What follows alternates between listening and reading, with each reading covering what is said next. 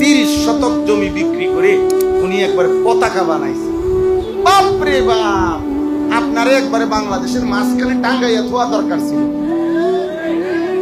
কত বড় একটা হেরা জার্মানির সরকার আইসা আপনারে আলগি দিয়া নিয়ে যাবে।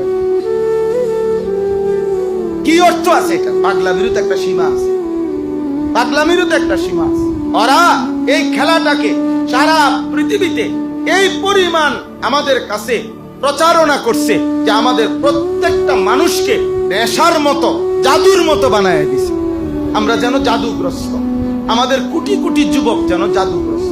হাজারবার জিজ্ঞেস করে দেখছি যে ভাই বলো, আখেরাতের কোনো উন্নতি তো খেলার মধ্যে নাই। দুনিয়ার উন্নতিটা কি? বাংলাদেশের কি উন্নতি হবে এর দ্বারা? রাষ্ট্রের কি উন্নতি হবে? আন্তর্জাতিক কি উন্নতি হবে বলেন?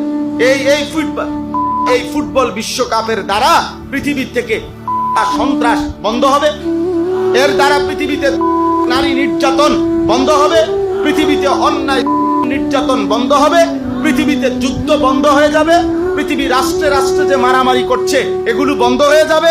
তো কি হবে? পৃথিবী কিছুই হবে।